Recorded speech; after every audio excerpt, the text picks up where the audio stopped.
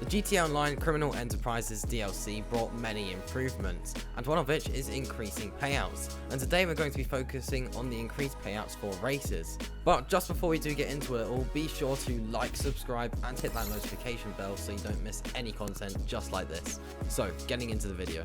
With the recent release of the Criminal Enterprises DLC for GTA Online, the increased payouts have been one of the highlights, and in Rockstar's newswire they said this: GTA Online's racing community will benefit from a significant increase in GTA cash payouts across the board. With the launch of GTA Online The Criminal Enterprises, all standard race types, including player-created races, will pay out an average of 50% more GTA cash. The total prize pool for premium races will also be increased. These races will continue to award the same payouts to podium finishers, while players placing 4th and below will now also receive payouts. So it's nice to see that races are getting some recognition from Rockstar, and it's cool that they are getting an increased payouts. Obviously they're not going to become the best money making method or anything like that, but it just gives a bit more of an incentive to play the races, especially with races arriving on Cayo Perico soon and everything like that. So since we knew this before the update arrived, I created a playlist called Update Playlist and I put 4 races in there. Before the update released, I played these races and looked at the payout I got, and then after the update released I played this playlist again and looked at the payout I got then.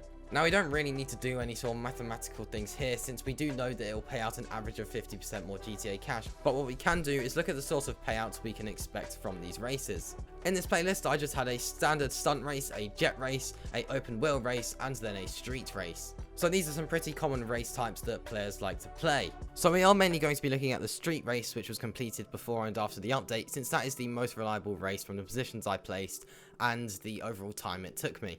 So before the update, when I completed the street race, it took me 4 minutes and 30 seconds and I got $6,730. And then after the update, it took me 4 minutes and 55 seconds and I got $9,810. So we can see a clear increase there. Obviously it's not much at all, but it is nice knowing that when you complete these races, you are going to be getting a somewhat reasonable amount of cash. Obviously, if you were to complete a longer race, you would get more, and it's just nice knowing that there is going to be some sort of cash that you'll get at the end of it, instead of there being really not much at all. The increase isn't much, but it is nice, and if there was say a 3 times bonus on these races, then from the street race I would have got just over $29,000, which is actually quite good.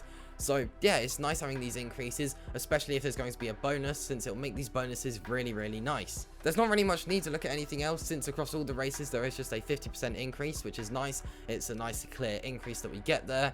And yeah, I am however going to leave you with gameplay of this open wheel race, because this was something else. I really did just watching this. It was some good fun, and yeah, hopefully you enjoy watching it. I will leave you with gameplay of this, and I'd love to hear your thoughts on the increased payouts down in the comments.